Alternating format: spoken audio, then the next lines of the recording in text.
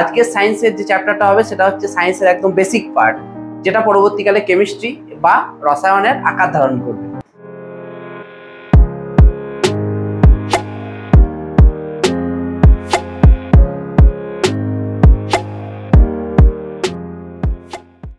Hello, welcome to our channel Arghya and Soumya's classes, the heart of learning.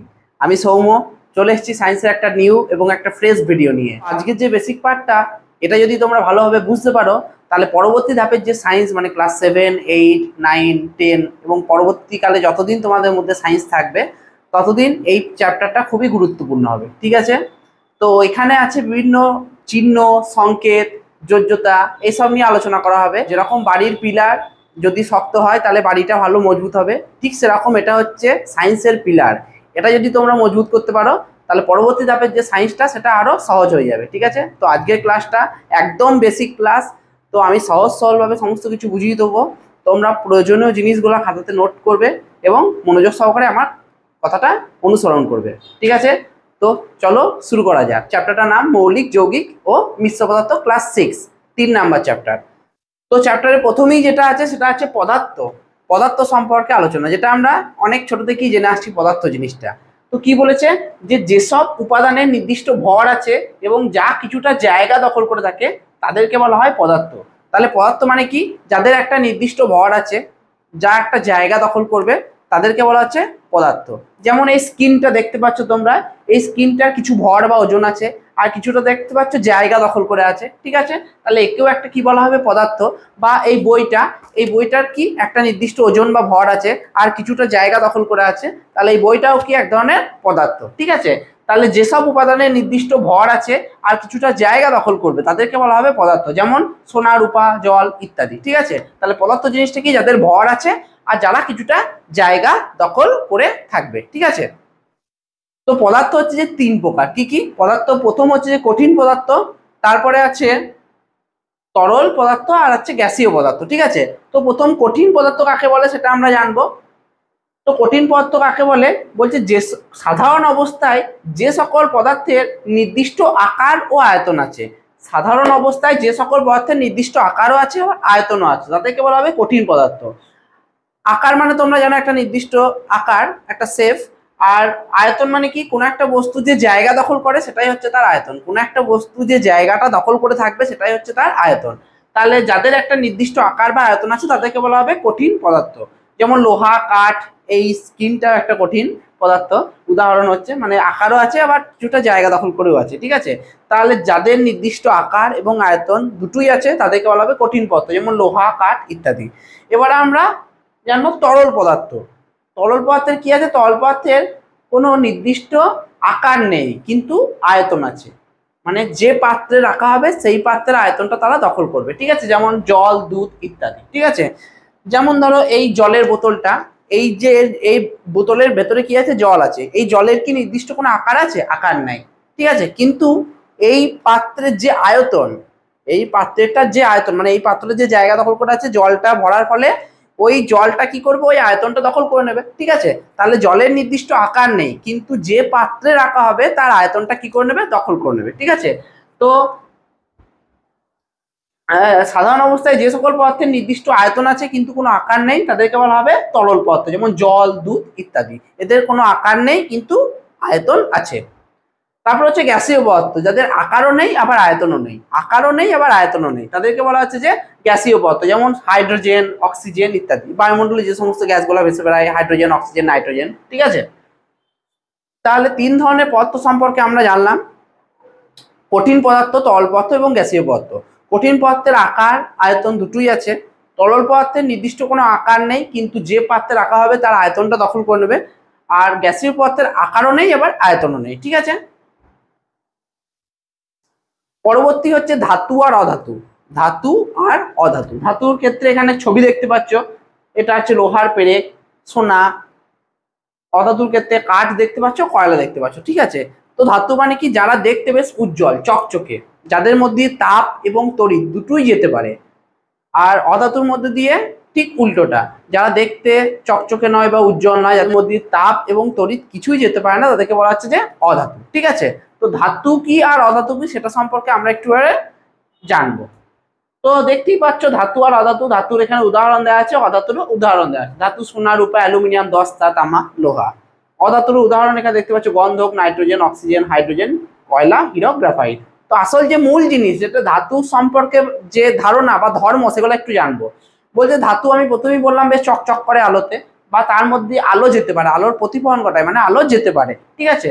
আঘাত করলে ধাতুর মধ্যে একটা শব্দ হয়, আঘাত করলে ধাতুর মধ্যে, লোহাকে আঘাত করলে কি হবে, শব্দ হবে, ঠিক আছে। ধাতুকে আঘাত করলে শব্দ হবে। পিটিয়ে তাকে পাতে বা সরু তারে পরিণত করা যাবে। কামারশালায় দেখবা ধাতুকে পিটিয়ে পাতে বা সরু তারে পরিণত করা যায়। তাপ আর বিদ্যুৎ দুটোই পরিবাহী, মানে তাপ এবং কারেন্ট, বিদ্যুৎ মানে কারেন্ট, দুটোই যেতে পারে ধাতুর মধ্যে দিয়ে। আর 5 নম্বর বলেছে পাতলা বা সরু খণ্ডকে সহজে বাঁকানো যায়। পাতলা বা সরু কোনো জিনিসকে সহজেই ধাতুর জিনিসকে বাঁকানো যায়, ঠিক আছে। তাহলে ধাতু চকচকে, উজ্জ্বল, ধাতু আওয়াজ করলে শব্দ হয়, ধাতুর মধ্যে তাপ এবং তড়িৎ দুটোই যেতে পারে, ঠিক আছে। আর পাতলা বা সরু খণ্ডকে বাঁকানো যায়, ধাতুর কোনো জিনিসকে সহজেই বাঁকানো যায়, তাদেরকে বলা হচ্ছে ধাতু। এগুলো হচ্ছে ধাতুর ধর্ম। আর অধাতুর ধর্ম কি? অধাতুর ধর্ম হচ্ছে দেখতে চকচকে নয়, এর মধ্যে আলো যেতে পারে না, শুধু একটা জিনিসের ব্যতিক্রম, হীরক। হীরক হচ্ছে অধাতু কিন্তু যার মধ্যে আলো যেতে পারে, এটা হচ্ছে ব্যতিক্রম জিনিস, ঠিক আছে। আঘাত করলে কোনো শব্দ উৎপন্ন হয় না, পিটিয়ে পাতে বা সরু তারেও একে পরিণত করা যায় না। তাপ এবং বিদ্যুৎ যেতে পারে না, শুধু ব্যতিক্রম হচ্ছে গ্রাফাইট। গ্রাফাইটের মধ্যে দিয়ে কিন্তু তাপ এবং তড়িৎ যেতে পারে, ঠিক আছে। তো এই ব্যতিক্রম জিনিসগুলো আমরা পরবর্তী ধাপে আলোচনা করছি। তারপরে বাঁকানো যায় না, ঠিক আছে। তাহলে ধাতুর যে পয়েন্টগুলো জানলাম, অধাতু সেই পয়েন্টগুলো সম্পূর্ণ ব্যতিক্রম, ঠিক আছে। এর সবকিছুই করা যায়, এর ক্ষেত্রে যায় না, ঠিক আছে। তো উদাহরণ দেখতে পাচ্ছ এখানে দেওয়া আছে সোনা, রূপা, অ্যালুমিনিয়াম, দস্তা, তামা, লোহা। আর এর ক্ষেত্রে গন্ধক, নাইট্রোজেন, গন্ধক মানে সালফার, নাইট্রোজেন, অক্সিজেন, হাইড্রোজেন, কয়লা। তো এগুলো সম্পর্কে আমরা ডিটেলসে জানবো, এই নাইট্রোজেন, অক্সিজেন এগুলো কি জিনিসগুলো সেগুলো আমরা ডিটেলসে জানবো। তো এইখানটার টপিকটা হচ্ছে ধাতু আর অধাতু কি, ঠিক আছে। ধাতু আর অধাতু সম্পর্কে একটা স্বচ্ছ আমরা ধারণা পেলাম। পরবর্তী ধাপে কিছু পয়েন্ট আছে ইম্পর্টেন্ট, যেটা জেনে রেখো। পয়েন্টে আছে যে 3টে পয়েন্ট আছে। ধাতু সাধারণত কি হয়, কঠিন হয়। ধাতু সাধারণত কঠিন হয়, কিন্তু এমন একটা ধাতু যেটা তরল হয়, সেই তরল ধাতুটার নাম কি, পারদ, ঠিক আছে। তাহলে একটা ব্যতিক্রম জিনিস যে তরল ধাতুর নাম কি, সরি তরল ধাতুর নাম কি। তাহলে যদি পরীক্ষায় যায় তোমার যে তরল ধাতুর নাম কি, তখন লিখতে হবে কি, পারদ। 2 নাম্বার এখানে বলছে অধাতু কঠিন, যেমন গন্ধক, কাঠ, কয়লা। তরল কি, ব্রোমিন এবং গ্যাসীয় অক্সিজেন, হাইড্রোজেন, জলীয় বাষ্প হতে পারে, ঠিক আছে। তাহলে অধাতু কঠিন কি কি হতে পারে, তরল কি কি হতে পারে, আর গ্যাসীয় কি কি হতে পারে, তার একটা উদাহরণ দেওয়া আছে। আর 3 নাম্বার আমি এখনই বললাম যে গ্রাফাইট অধাতু বটে, কিন্তু তার মধ্যে তড়িৎ যেতে পারে। গ্রাফাইট অধাতু কিন্তু তার মধ্যে তড়িৎ যেতে পারে। গ্রাফাইট অধাতু কিন্তু তার মধ্যে দিয়ে কারেন্টটা যেতে পারে।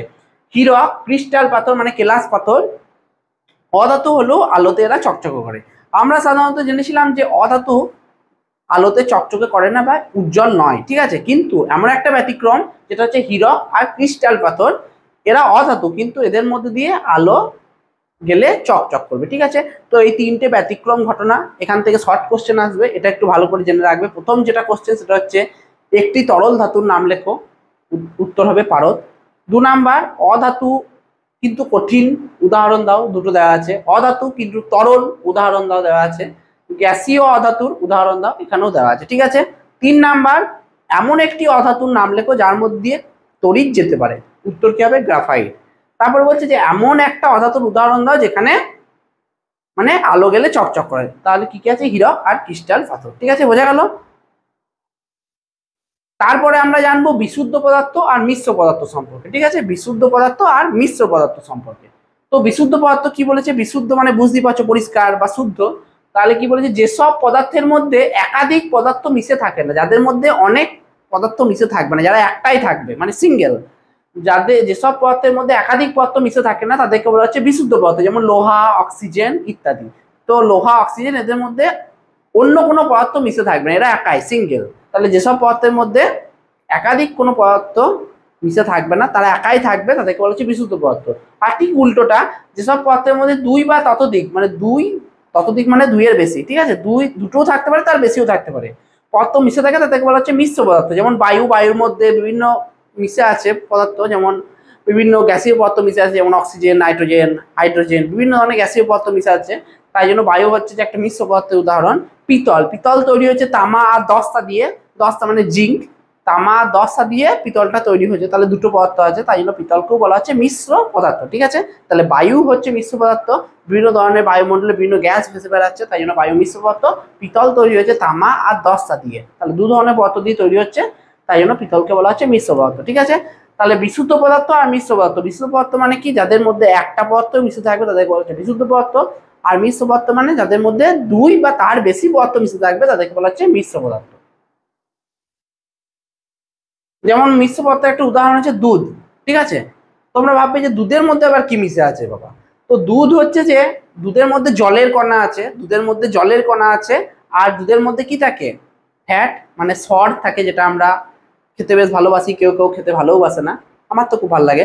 তো সরের মধ্যে থাকে চর্বি বা ফ্যাটের কণা। ঠিক আছে, তাহলে জলের কণা প্লাস ফ্যাটের কণা, জলের কণা প্লাস ফ্যাট বা চর্বির কণা। ঠিক আছে, তাহলে দু ধরনের পদার্থ মিশে আছে, তাই জন্য মিশ্র পদার্থ। তারপরে যেটা ইম্পর্টেন্ট টপিক, যেটা হচ্ছে যে মৌলিক পদার্থ আর যৌগিক পদার্থ কাকে বলে। মৌলিক পদার্থ বা এর আরেকটা নাম হচ্ছে মৌল, যৌগিক পদার্থ বা এর আরেকটা নাম হচ্ছে যৌগ। ঠিক আছে, তো মৌলিক পদার্থ কাকে বলে দেখি, যে যেসব পদার্থকে বিশ্লেষণ করলে ওই পদার্থ ছাড়া অন্য কোনো পদার্থ পাওয়া যায় না। তাহলে যেসব পদার্থকে বিশ্লেষণ করা মানে ভাঙা, বিশ্লেষণ মানে ভাঙা, তাহলে যেসব পদার্থকে বিশ্লেষণ করলে ওই পদার্থ ছাড়া অন্য কাউকে পাওয়া যাবে না তাদেরকে বলা হচ্ছে মৌলিক পদার্থ। যেমন হাইড্রোজেন আর অক্সিজেন, যেমন হাইড্রোজেন আর অক্সিজেন, আমরা এর ব্যাখ্যাতে আসছি।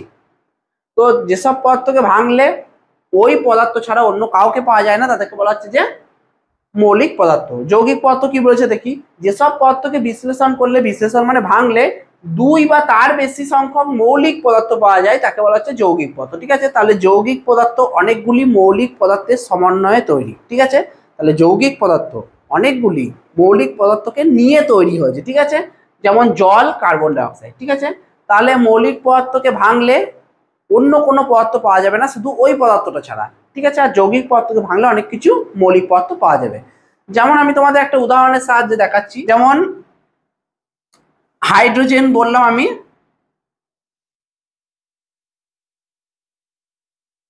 মৌলিক পদার্থ। হাইড্রোজেনের যে সংকেত সেটা হচ্ছে H2, এই সংকেতটা এই চ্যাপ্টারই আছে, তো এটা নিয়ে আমরা সংকেতটাও সম্পর্কে জানবো। তো H2 হচ্ছে যে হাইড্রোজেনের সংকেত। ঠিক আছে, তো H2 কে যদি ভাঙা হয় তাহলে কি পাওয়া যাবে, দুটি H পাওয়া যাবে, দুটি কি পাওয়া যাবে, H পাওয়া যাবে। যেমন H এর নিচে কত আছে, 2 আছে, তাহলে যদি ভাঙা হয় দুটি H পাওয়া যাবে। ঠিক আছে, তো দেখতে পাচ্ছ এখানে H ছাড়া অন্য কাউকে পাওয়া যাচ্ছে না, H মানে হাইড্রোজেন ছাড়া অন্য কাউকে পাওয়া যাচ্ছে না। H2 কে ভাঙলে H ছাড়া অন্য কাউকে কি পাওয়া যাচ্ছে, যাচ্ছে না। তাহলে যখন একটাই পদার্থ পাওয়া যাবে তখন তাকে বলা হচ্ছে কি পদার্থ, মৌলিক পদার্থ। তাহলে যেসব পদার্থকে ভাঙলে ওই পদার্থ ছাড়া অন্য কাউকে পাওয়া যাচ্ছে না তাকে বলা হচ্ছে মৌলিক পদার্থ। যেমন H2 কে ভাঙলাম, H2 কে ভাঙলে H ছাড়া অন্য আর কাউকে পাওয়া যাচ্ছে না। আবার O2 কে যদি ভাঙো, O2 মানে অক্সিজেন, O2 কে যদি ভাঙো কি পাওয়া যাবে, দুটো O পাওয়া যাবে। তাহলে ও ছাড়া অন্য কাউকে পাওয়া যাচ্ছে, পাওয়া যাচ্ছে না। তাহলে এক রকমের পদার্থ পাওয়া যাচ্ছে তাকে বলা হচ্ছে মৌলিক পদার্থ। এবারে আমরা আসবো যৌগিক। যৌগিকের উদাহরণ আছে CO2। CO2 কে ভাঙলে কি পাবো, সি মানে কার্বন আর O2 মানে অক্সিজেন। ঠিক আছে, এগুলো আমরা জানবো, চিহ্ন, সংকেত, সমস্ত কিছুই আমরা এই চ্যাপ্টারে জানবো। এই চ্যাপ্টারটা কমপ্লিট হয়ে যাওয়ার পর সমস্ত কিছু একদম সহজ এবং সরল হয়ে যাবে তোমাদের কাছে।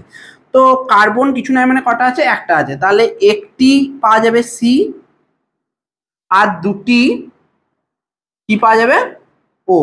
ঠিক আছে, একটি সি পাওয়া যাবে মানে কার্বন পাওয়া যাবে, আর দুটি অক্সিজেন পাওয়া যাবে। ঠিক আছে, তাহলে দেখতে পাচ্ছ এখানে যেমন এক ধরনেরই পদার্থ পাচ্ছিলে, কিন্তু এখানে দু ধরনের পদার্থ পাওয়া যাচ্ছে, একটা সিও পাওয়া যাচ্ছে আবার ও পাওয়া যাচ্ছে। তাহলে দুই বা তার বেশি পদার্থ পাওয়া গেলে সেটাকে বলা হচ্ছে কি পদার্থ, যৌগিক পদার্থ। যৌগিক পদার্থ বা সংক্ষেপে বলা হয় যৌগ।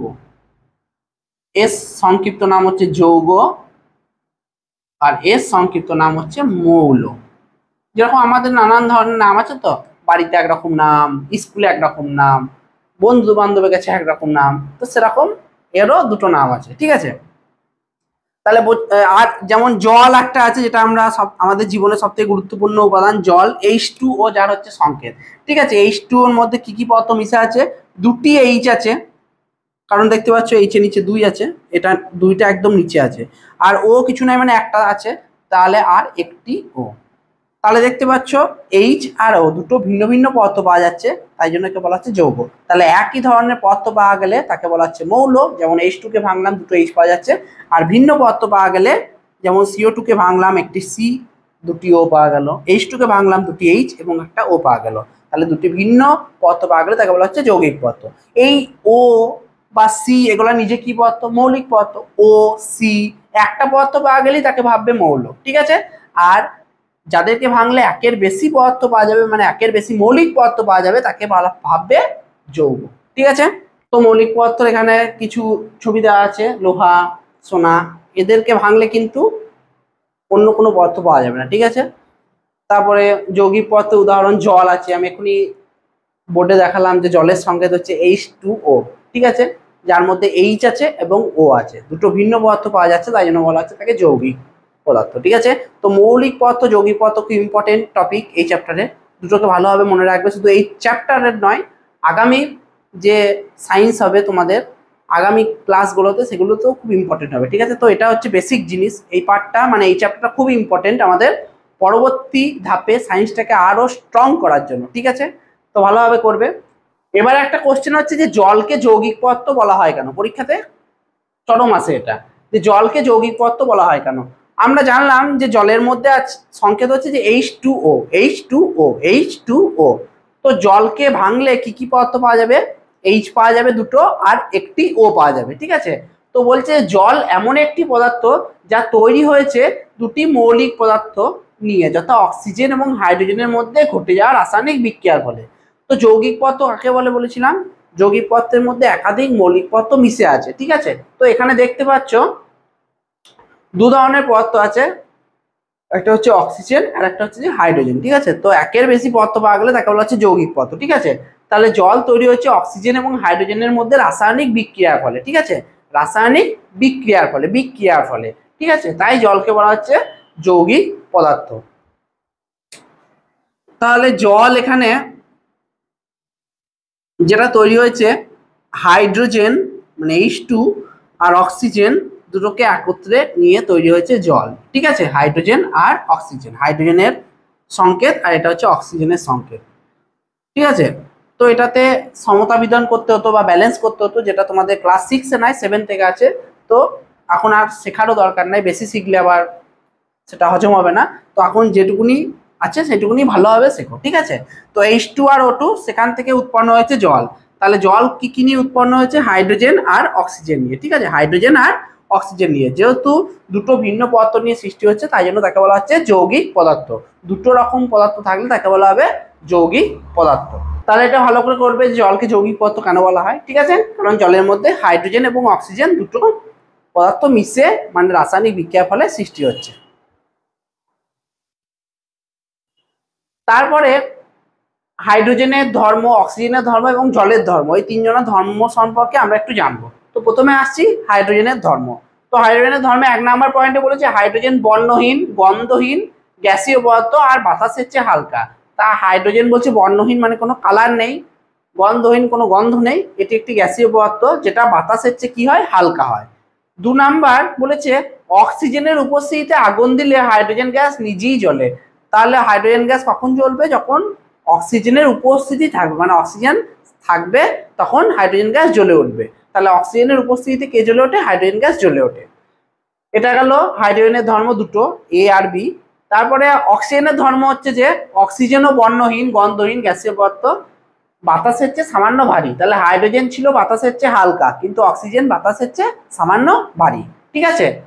2 নাম্বার পয়েন্টে আছে অক্সিজেন কোনো কিছুকে জ্বলতে সাহায্য করে কিন্তু নিজে জ্বলে না। তাহলে অক্সিজেন কাউকে জ্বলতে সাহায্য করবে কিন্তু নিজে কোনোদিনও জ্বলবে না, ঠিক আছে।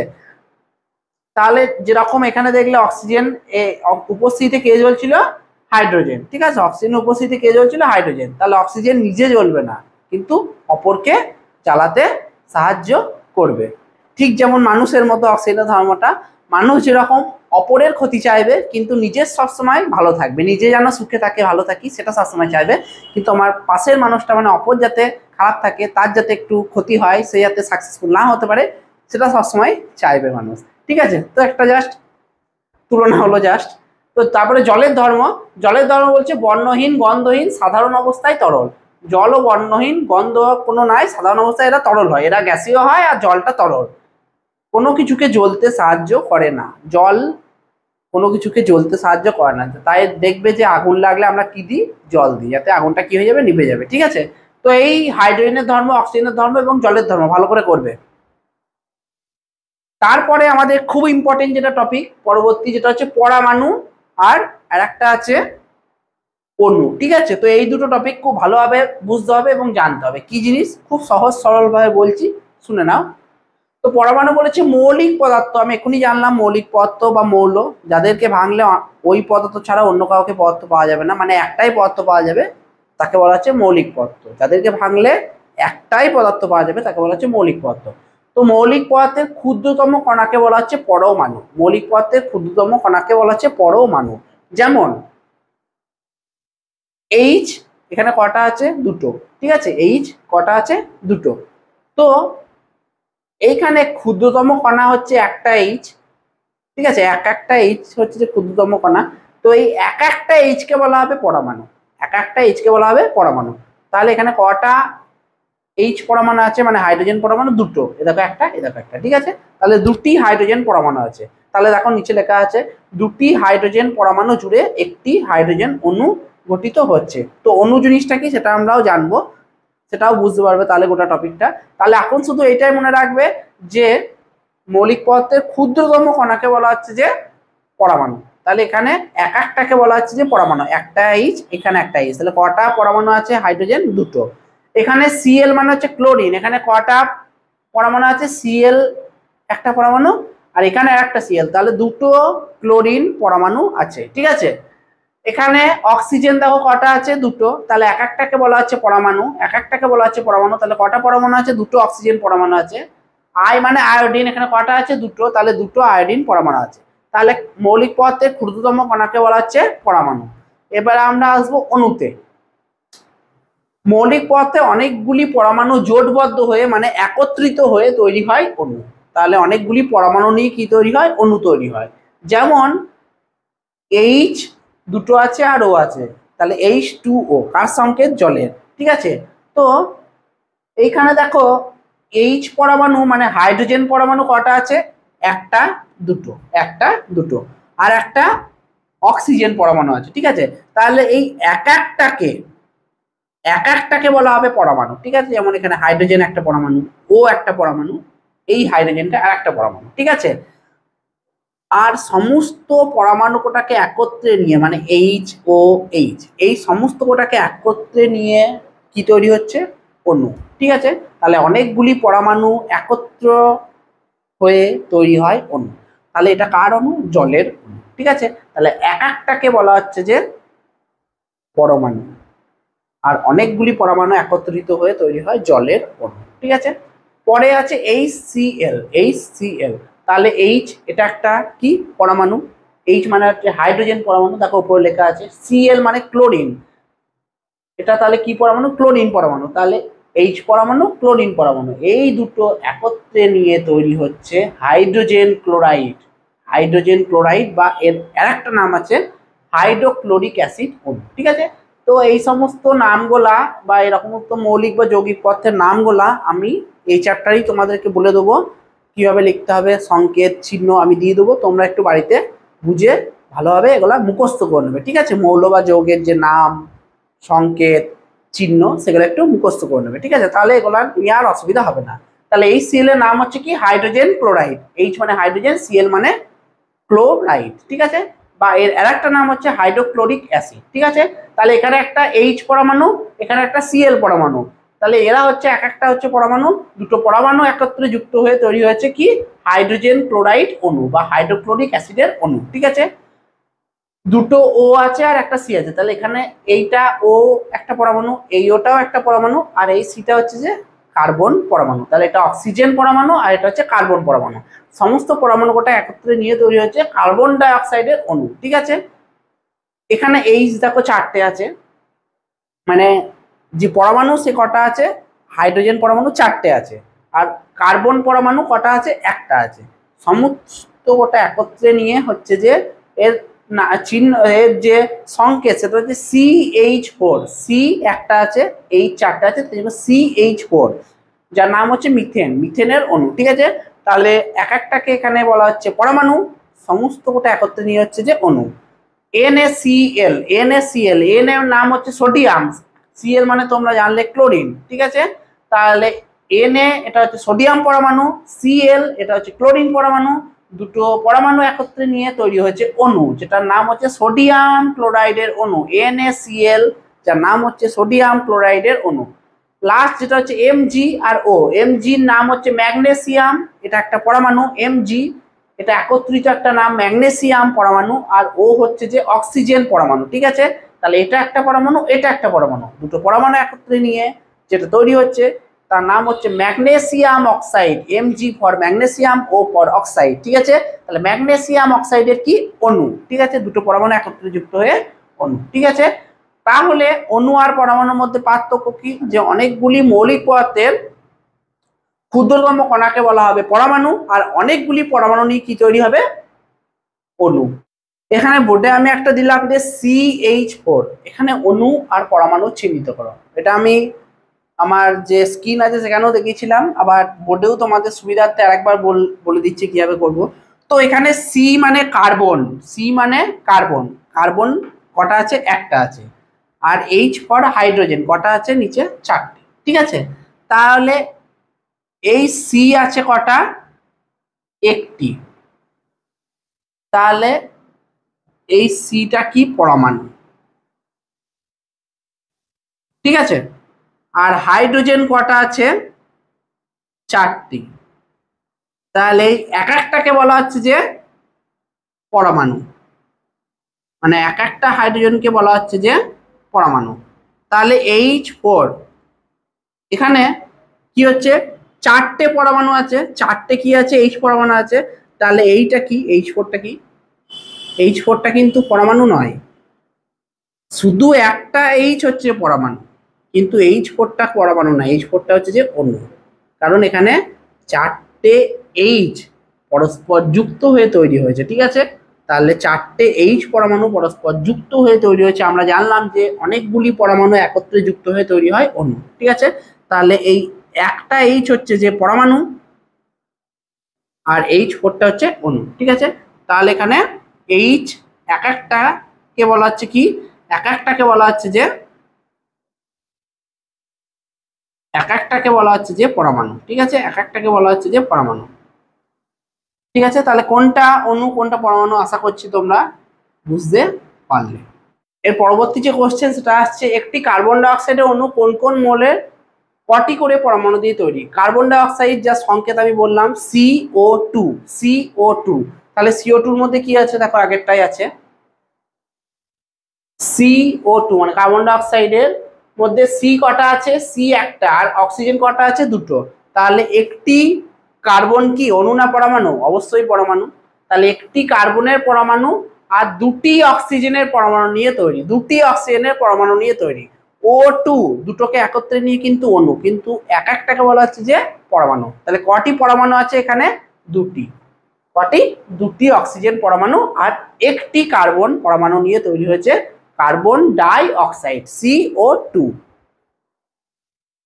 তারপরে কিছু যৌগের নাম আছে, কি কি মৌল দিয়ে গঠিত আছে, আর একটি অণুতে কটি মৌলের কটি করে পরমাণু আছে সেটা জানতে চাইছে, কোন মৌলে কটি করে পরমাণু আছে। তাহলে প্রথমে আছে জল, জলের সংকেত হচ্ছে যে H2O, তাহলে অক্সিজেন আর হাইড্রোজেন আছে H2O, H2O, H মানে হচ্ছে যে হাইড্রোজেন, মানে কটা আছে হাইড্রোজেন, দেখো দুটি, আর ও, ও মানে অক্সিজেন, ও কটা আছে, নিচে কিছু না থাকলে এক ধরে নিতে হয়, তাহলে ও আছে কটা, একটা। ঠিক আছে, হাইড্রোজেন ক্লোরাইড, হাইড্রোজেন ক্লোরাইড, দেখো এখানে সমস্ত কিছু ইয়েটা দেওয়া আছে, হাইড্রোজেন ক্লোরাইড HCl, HCl যার সংকেত হচ্ছে HCl, H কটা আছে, একটা, আর Cl কটা আছে, একটা। দেখো H মানে হাইড্রোজেন একটা, ক্লোরিন একটা। তারপর হচ্ছে কার্বন ডাই অক্সাইড, এটা এখনই বললাম, প্রথম এটা এখানে পেয়ে যাবে, যে জলেরটা আমি বললাম যে দুটি H আর একটি O। কার্বন ডাই অক্সাইডে একটি কার্বন আছে আর দুটি অক্সিজেন আছে। ঠিক আছে, তাহলে একটি কার্বন আর দুটি অক্সিজেন, কার্বন একটি, অক্সিজেন দুটি। তারপরে আছে মিথেন, মিথেনের সংকেত হচ্ছে CH4, CH4, দেখো CH4, তাহলে হাইড্রোজেন কটা আছে এখানে, 4টে আছে, আর কার্বন কটা আছে, একটা।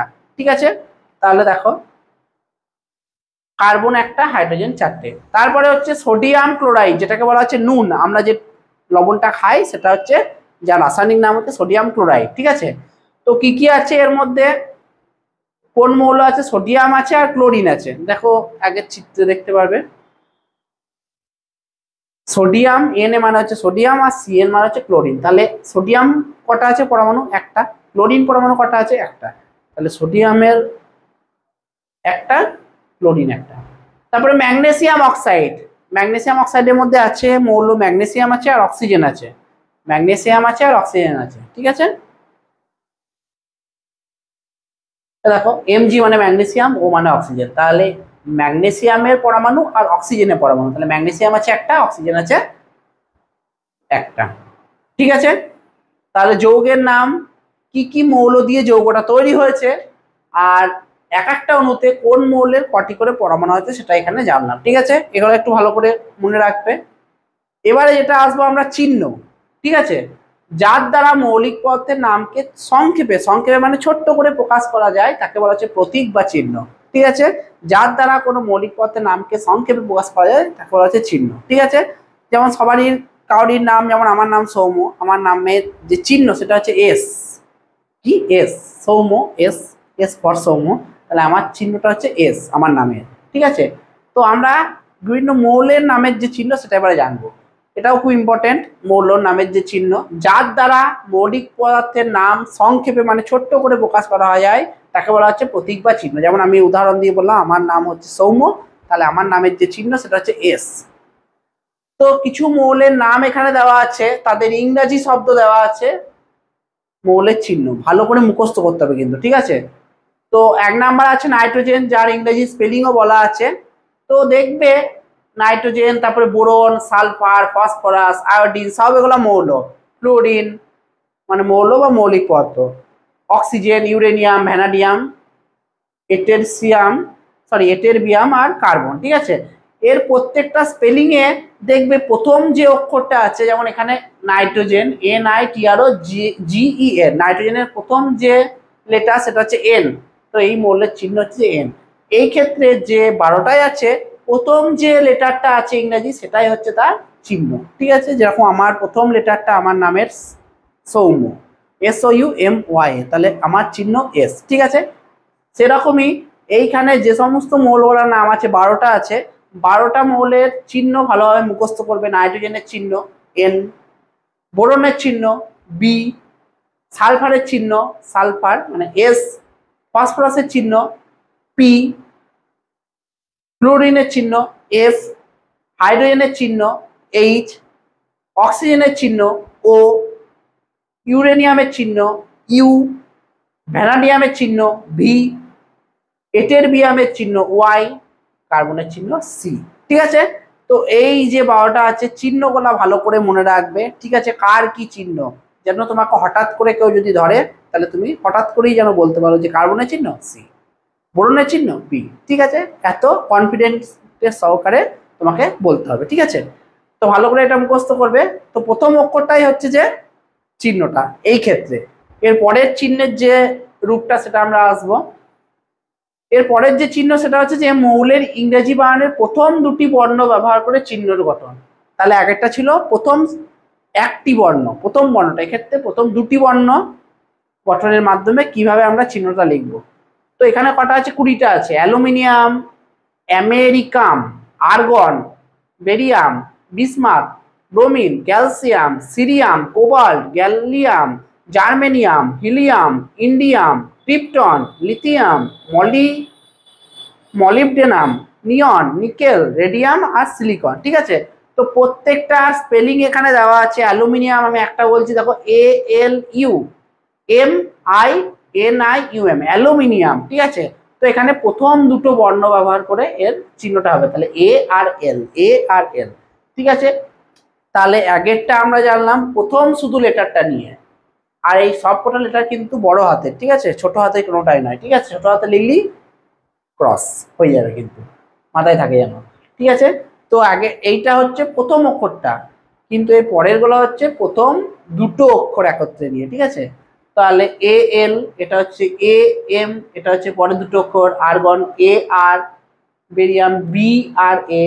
প্রথম অক্ষরটা দেখো বড় হাতের আছে, দ্বিতীয়টা ছোট হাতের, ঠিক আছে। প্রথম যে লেটার সেটা হচ্ছে যে বড় হাতের, দ্বিতীয়টা যেটা আছে লেটারটা সেটা ছোট হাতের আছে।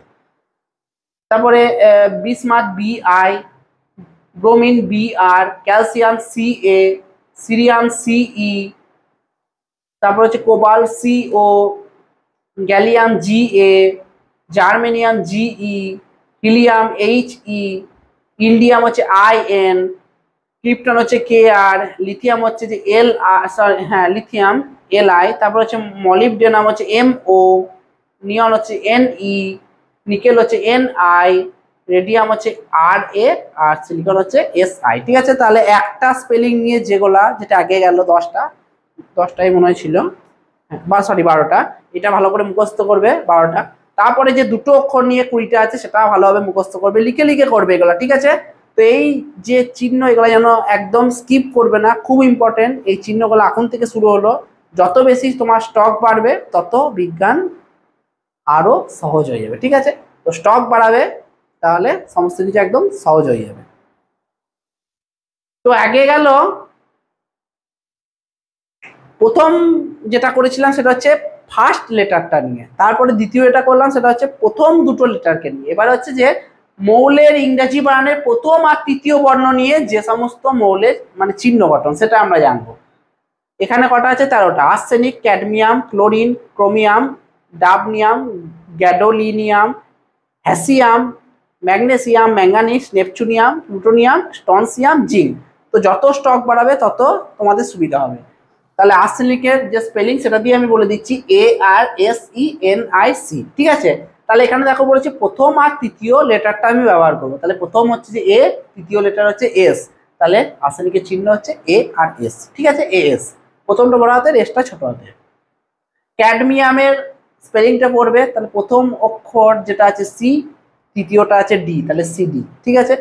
ক্লোরিনের এরকম করে সিএল, ক্রোমিয়ামের সিআর, ডাবনিয়ামের ডিবি, গ্যাডোলিনিয়ামের জিডি, হ্যাসিয়ামের হচ্ছে যে এইচএস, ম্যাগনেসিয়ামের হচ্ছে এমজি, ম্যাঙ্গানিজের হচ্ছে এমএন, তারপর হচ্ছে নেপচুনিয়াম হচ্ছে এনপি, প্লুটোনিয়াম হচ্ছে পিইউ, স্ট্রনসিয়াম হচ্ছে এসআর, আর জিঙ্ক হচ্ছে যে জেড এন, ঠিক আছে। প্রথম আর তৃতীয় বর্ণকে নিয়ে। তো আজকের ক্লাসে এই পর্যন্তই, আজকের ক্লাস চিহ্ন পর্যন্তই করালাম, বেশি লং করলাম না ভিডিওটা, কারণ এরপরে আর একটা পার্ট হবে যেখানে সংকেত, যোজ্যতা এগুলো নিয়ে আলোচনা করব। তো বেশি জটিল করে লাভ নেই, যেটুকুনি করালাম ভালোভাবে মনোযোগ সহকারে পড়বে, দিয়ে মনে রাখবে। বিশেষ করে মৌলিক পদার্থ, যৌগিক পদার্থ কাকে বলে, ধাতু অধাতু, তারপরে অণু পরমাণু কাকে বলে, অণু পরমাণুর যে বিভিন্ন ধাপগুলা, মানে একটা যৌগের মধ্যে কোন মৌলের কটি পরমাণু আছে, অণু আছে, এগুলা।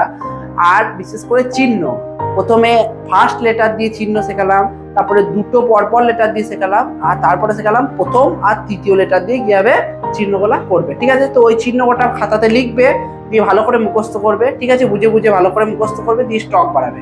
পরবর্তী ক্লাসে আমি সংকেত, যোজ্যতা নিয়ে আলোচনা করব, দিয়ে চ্যাপ্টারটা শেষ করে দেবো, ঠিক আছে। তো ভিডিওটা কেমন লাগলো জানাতে অবশ্যই যেন ভুলবে না, কমেন্টে জানাবে। লাইক তো করবেই যদি ভালো লাগে, ভালো লাগলে অবশ্যই পাশে থাকবে। আর ভিডিও কমেন্ট জানাবে কি কি লাগবে তোমাদের, কি না লাগবে জানাবে অবশ্যই। কমেন্ট তোমাদের জন্য দ্বার খোলা আছে। আর ভিডিওটা যদি ভালো লাগে, যদি মনে হয় যে তোমাদের উপকার হচ্ছে, তাহলে অবশ্যই বন্ধু বান্ধবদের মধ্যে অবশ্যই শেয়ার করবে, অবশ্যই পাশে থাকবে। আবার দেখা হবে পরের ভিডিওতে, ঠিক আছে। সবাই ভালো থেকো, সুস্থ থেকো, টাটা।